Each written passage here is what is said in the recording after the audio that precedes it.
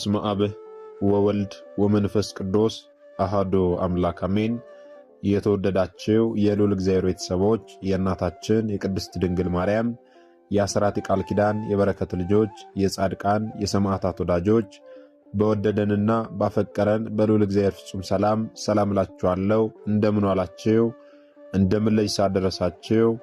አሜን። እንደ ኃጢአታችንና እንደ በደላችን ብዛት ሳይሆን እንደ ምሕረትና እንደ ቸርነቱ ተመልክቶ እስከ ሰዓት ያደረሰን የአባቶቻችን አምላክ ልዑል እግዚአብሔር ስሙ የተመሰገነ ይሁንልን። እርሱን ጠርተን እርሷን የማንተዋት ንጽሕተ ንጹሐን ቅድስተ ቅዱሳን ቅድስት እናታችን ድንግል ማርያም ዘላለማዊ ስሟ የተመሰገነ ይሁንልን። እንግዲህ እንደ እግዚአብሔር አምላካችን መልካምና በጎ ፍቃድ ዛሬ የምንማማረው ጥር 15 ቀን የእናታችን የቅድስት ኢየሉጣና የሕፃኑ የቅዱስ ቂርቆስ ዓመታዊ ክብረ በዓል በታላቅ ድምቀት ይከበራል። ይህንን ክብረ በዓል ስለምንድን ነው የምናከብረው? በዚህ ዕለት ምን የተደረገበት ዕለት ስለሆነ ነው የሚለውን እንደ እግዚአብሔር አምላካችን መልካምና በጎ ፍቃድ ዛሬ አጠራ አድርገን እንማማራለን። እንግዲህ የሚያስተምረን እግዚአብሔር ነው፣ የሚመክረን እግዚአብሔር ነው፣ የሚገሥጸን እግዚአብሔር ነው። እርሱ በመካከላችን ተገኝቶ የጎደለውን አሟልቶ የተጣመመውን አቃንቶ በአፈ መላእክት አርሞ ያስተምረን ይመክረን ይገሥጸን ዘንድ የእርሱ መልካምና በጎ ፍቃዱ ይሁንልን። የእናታችን የንጽሕተ ንጹሐን የቅድስተ ቅዱሳን የቅድስት እናታችን የድንግል ማርያም ምልጃ ተረዳይነቷ በረከቷ ሁሉ በሁላችን ላይ ይደርብን። እንግዲህ ወደ ዛሬ ትምህርታችን ስንገባ ታዲያ ጥር 15 ቀን የሕፃኑ የቅዱስ ቂርቆስና የእናቱ የቅድስት ኢየሉጣ ዓመታዊ ክብረ በዓል በታላቅ ድምቀት ይከበራል። ይህንን ክብረ በዓል ስለምንድን ነው የምናከብረው ስንል በዛሬቱ ዕለት ሕፃኑ ቅዱስ ቂርቆስና እናቱ ቅድስት ኢየሉጣ እንዲሁም ደግሞ ለከበረ ሕፃን ለቅዱስ ቂርቆስ ማኅበር የሆኑ 11,004 ሰዎች በሰማዕትነት ያረፉበት ዕለት ስለሆነ ነው። ወይም ደግሞ ሰማዕትነትን የተቀበሉበት ዕለት ስለሆነ ነው። ታዲያ ሰማዕትነትን የተቀበሉበት ዕለት ነው ብለን ብቻ ማለፍ ሳይሆን ሕፃኑ ቅዱስ ቂርቆስ ማን ነው? ምን አይነት ተጋድሎን ተጋደለ? የሚለውን ስለ ሕፃኑ ስለ ቅዱስ ቂርቆስና ስለ እናቱ ስለ ቅድስት ኢየሉጣ ማወቅ ያስፈልጋልና ይህንን ከብዙ በጥቂቱ አጥር አድርገን እንመለከታለን። እንግዲህ ከሕፃኑ ከቅዱስ ቂርቆስ እናትና አባት ስንጀምር አባቱ ቆዝሞስ ይባላል። እናቱ ደግሞ ኢየሉጣ ትባላለች። ኢየሉጣ ማለት ምልዕተ ሃይማኖት ማለት ነው። ሀገሯ ደግሞ ሮም ነው፣ ወይም ደግሞ አንጌቤን ነው። ታዲያ እለእስክንድሮስ በነገሰበት ጊዜ በሃይማኖት ምክንያት በምእመናን ላይ ታላቅ ስደት ሆነ። ታላቅ መከራ ይደርስባቸው ጀመረ።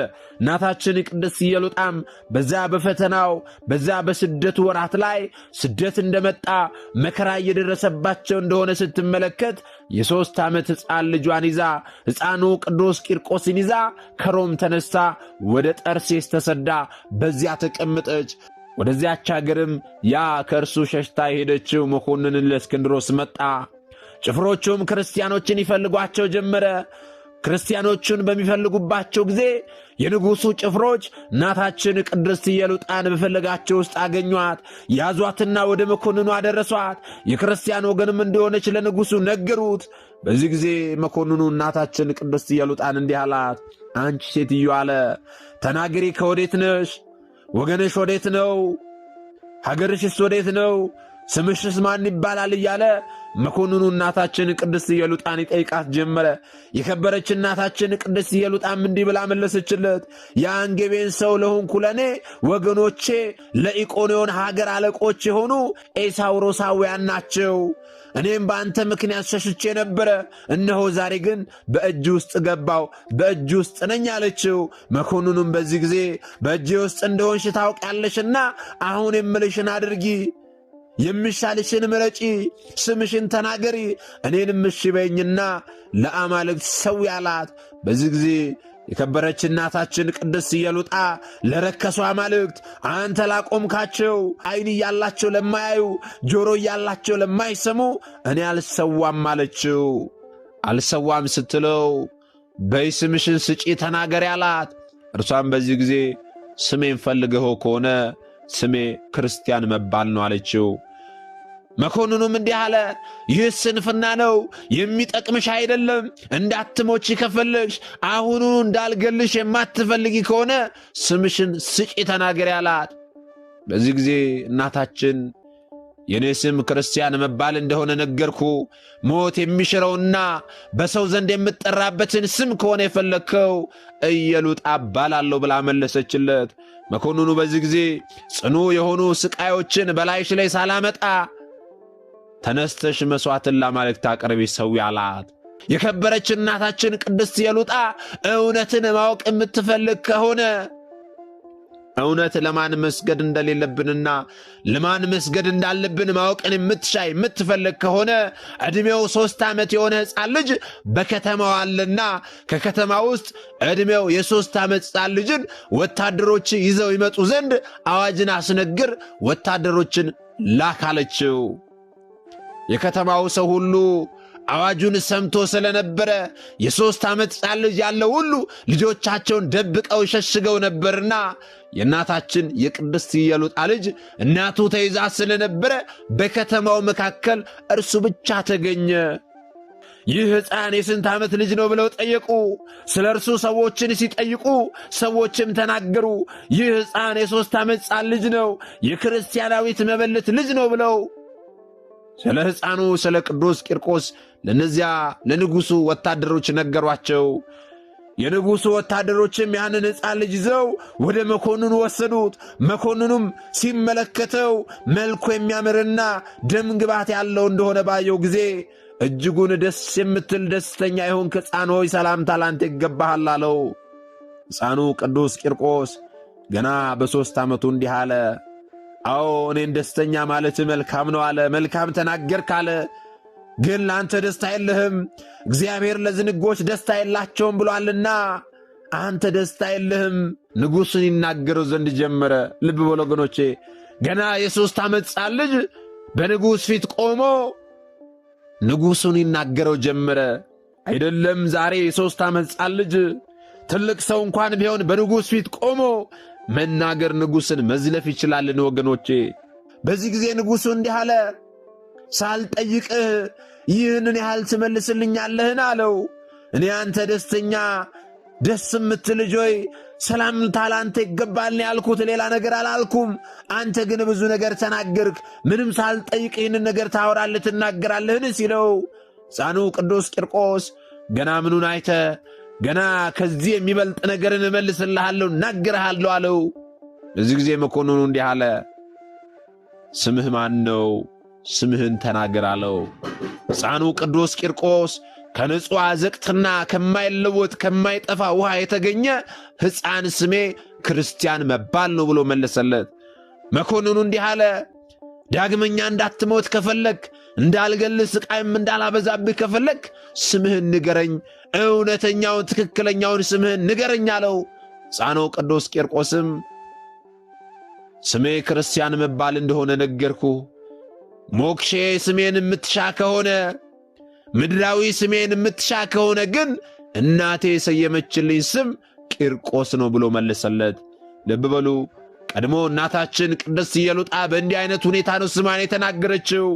የእርሷ ፍሬ የሆነ እርሷ ያሳደገችው ስለ ሃይማኖቱ እየመከረችው እየነገረችው ያሳደገችው ሕፃኑ ቅዱስ ቂርቆስም እናቱ እንደመለሰች እርሱም እንደዚያ መለሰ።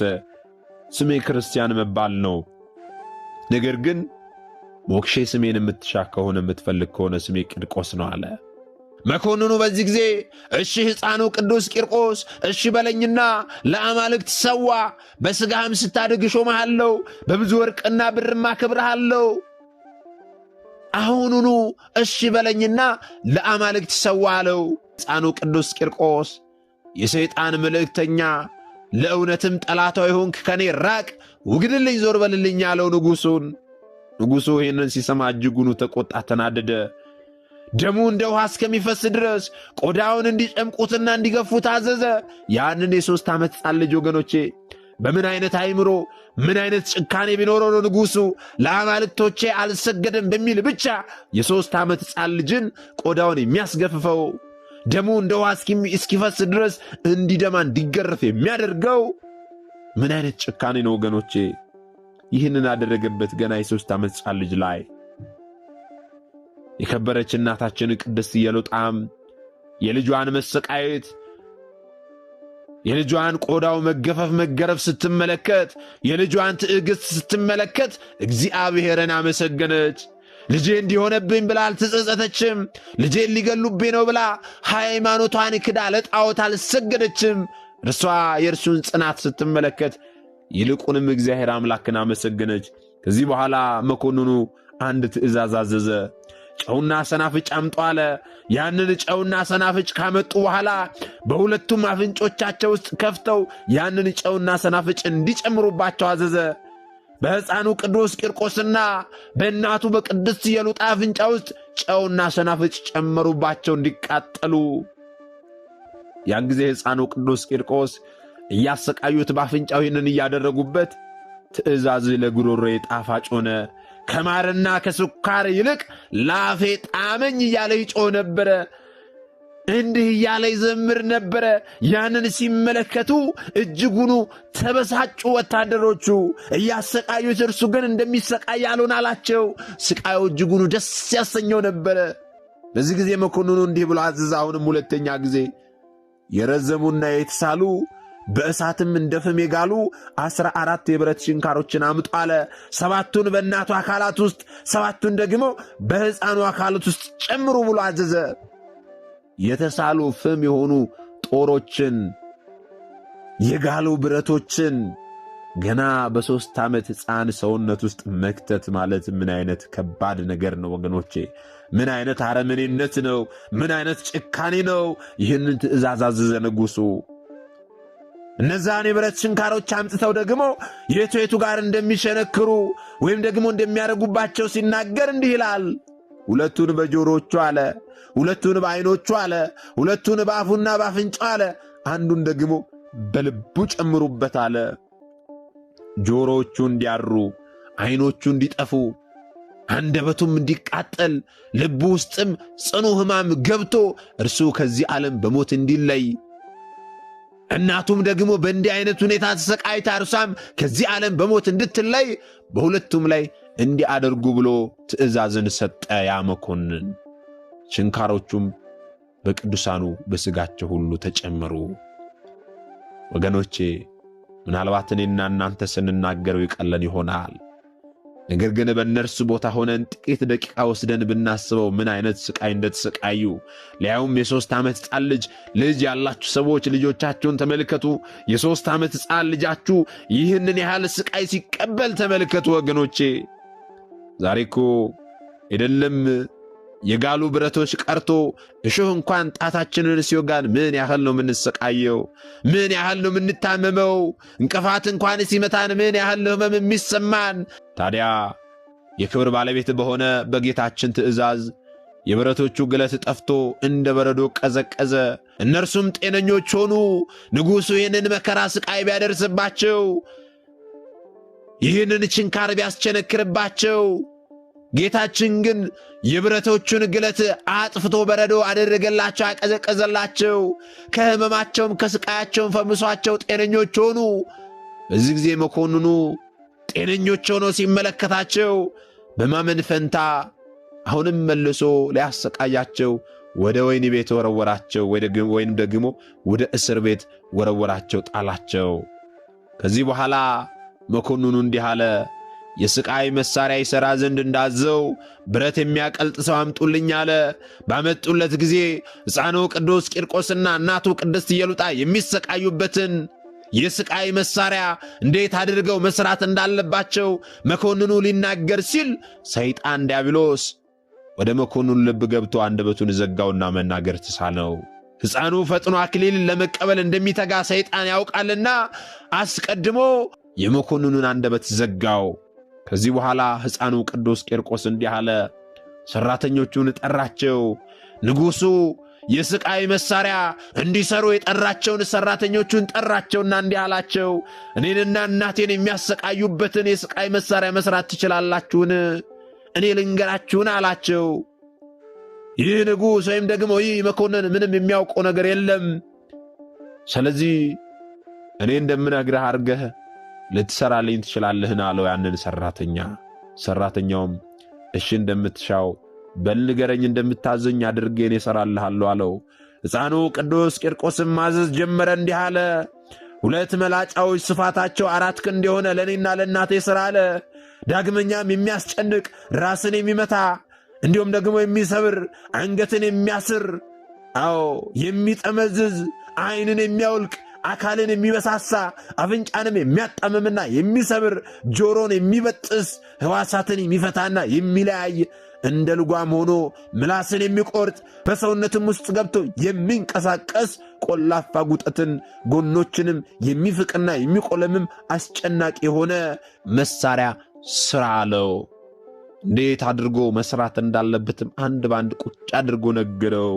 ሕፃኑ ቅዱስ ቂርቆስ ገና የ3 ዓመቱ ሕፃን እርሱና እናቱ ቅድስት ኢየሉጣ እንዴት እንደሚሰቃዩ የሚሰቃዩበት መሳሪያም ደግሞ እንዴት እንደሚሰራ ንጉሡ አንደበቱ ተይዞ ስለነበረ እርሱ እንዴት አድርገው እንደሚሰሩ ለሰሪዎቹ ያንን መሳሪያ ለሚሰሩ ሰዎች ነገራቸው።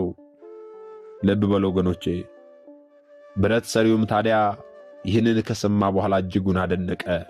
የሚረዱትንም ሰዎች ከሀገር ውስጥ 100 ሠራተኞችን ሰብስቦ ሕፃኑ ቅዱስ ቂርቆስና እናቱ ቅድስት ኢየሉጣ የሚሰቃዩበትን መሳሪያ መስራት ጀመረ። በ40 ቀን ውስጥም ጨረሰ። ለ40 ቀን ሕፃኑ ቅዱስ ቂርቆስና እናቱ ቅድስት ኢየሉጣ የሚሰቃዩበትን መሳሪያ ሰርቶ አጠናቀቀ፣ ጨረሰ። ከዚህ በኋላ መኮንኑን ለእስክንድሮስ ሕፃኑ ቅዱስ ቂርቆስንና እናቱን ቅድስት ኢየሉጣን ወደ አደባባይ ያመጧቸው ዘንድ አዘዘ። ያን ጊዜ አንደበቱ ተፈቶ ነበርና እንዲህ አለ። ሕፃኑንና እናቱን ከቆዳቸው ጋር ራሳቸውን ላጯቸው፣ በላያቸው ላይ የእሳት ፍሞችን ጨምሩ፣ እርር ብለው እንዲቃጠሉ። ዳግመኛም ደግሞ 4 ችንካሮችን ከትከሻዎቹ እስከ ተረከዙ ድረስ እንዲተክሉበት አዘዘ። እንደታዘዙም ወታደሮቹ ይህንን አደረጉ። የእግዚአብሔር መልአክ መጥቶ ስቃዮችን ከእነርሱ አራቀ። ብዙ ስቃዮችን አሰቃይቷቸው ነበረ። ነገር ግን ሕፃኑ ቅዱስ ቂርቆስና እናቱ ቅድስት ኢየሉጣ ያን ሁሉ መከራ ስቃይ አለፉ፣ ተሻገሩ። መኮንኑ እነርሱን ማሸነፍ ባለመቻሉ እጅጉን አፈረ። ከዚህ በኋላ የሕፃኑን ምላስ ይቆርጡ ዘንድ አዘዘ። ጌታችንም ምላሱን ዳግመኛ መለሰለት። ዳግመኛም ውሃ አፍልተው ሕፃኑን ቅዱስ ቂርቆስንና እናቱን ቅድስት ኢየሉጣን ይጨምሯቸው ዘንድ አዘዘ። እናቱም በዚህ ጊዜ ያንን የውሃ ፍላት ስትመለከት አይታ ደነገጠች፣ ፈራች። ከተዘጋጀላትም ክብር ልታፈገፍግ አሰበች፣ ሞከረች፣ ደነገጠች። በዚህ ጊዜ የ3 ዓመት ሕፃን የሆነው ልጇ ስለ እናቱ ወደ እግዚአብሔር ጸለየ። ጌታዬ ሆይ ይህችን ባሪያህን ካዘጋጀህላት መልካም ነገር አትለያት አለ። ስለ እናቱ ረዥም ሰዓት ወደ ፈጣሪው ጸለየ። አምላካዊ ኃይልን እግዚአብሔር አምላክ አሳደረባትና ከልጇ ጋር ወደ ጋኑ ገባች። ገናናው መልአክ ሊቀ መላኩ ቅዱስ ገብርኤልም ከሰማይ መጥቶ ያንን የፈላ ውሃ ቀዝቅዞ ቀዝቃዛ አደረገላቸው። በደናቸውም ከዛ ውስጥ እንዲወጡ አደረጋቸው። ንጉሡም ታዲያ እነርሱን ማሸነፍ ተሳነው። እነርሱን ማሸነፍ በተሳነው ጊዜ ቸብቸቧቸውን በሰይፍ ይቆርጡ ዘንድ ትእዛዝን አዘዘ። ለስም አጠራሩ ስግደት የሚገባው የክብር ባለቤት ጌታችን መድኃኒታችን ኢየሱስ ክርስቶስ ወረደ። ሕፃኑ ቅዱስ ቂርቆስንም እንዲህ አለው። ሕፃኑ ቅዱስ ቂርቆስ ሆይ የምትሻውን ለምነኝ፣ የምትሻውን ሁሉ አደርግልሃለሁ አለው። በዚህ ጊዜ ሕፃኑ ቅዱስ ቂርቆስ ተናገረ። የሚሻውን ነገር ሁሉ ተናገረ። ሥጋዬ በምድር አይቀበር፣ ስሜን ለሚጠራ መታሰቢያን ለሚያደርግ ቤተ ክርስቲያኔን ለሚሠራ የተጋድሎዬን መጽሐፍ ለሚጽፍና ለሚያጽፍ ወይም ደግሞ ለሚያነበው ለቤተ ክርስቲያኔ መባ ለሚያስገባ በውስጧም ለሚጸልይ ለሁሉም ፍላጎታቸውን ስጣቸው፣ ኃጢአታቸውንም ይቅር በላቸው። ስሜን በሚጠራበት በዚያች ቦታ የከብት እልቂት አይምጣ፣ በሰው ላይም እባር ቸነፈር፣ በእህል ላይም ድርቅ፣ የውሃ ማነስ አይሁን አለ።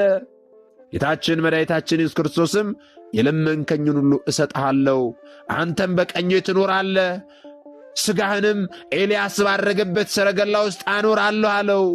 ሕፃኑ ቅዱስ ቂርቆስም ይህንን በሰማ ጊዜ እጅግ ደስ ብሎት ጌታችንን አመሰገነው።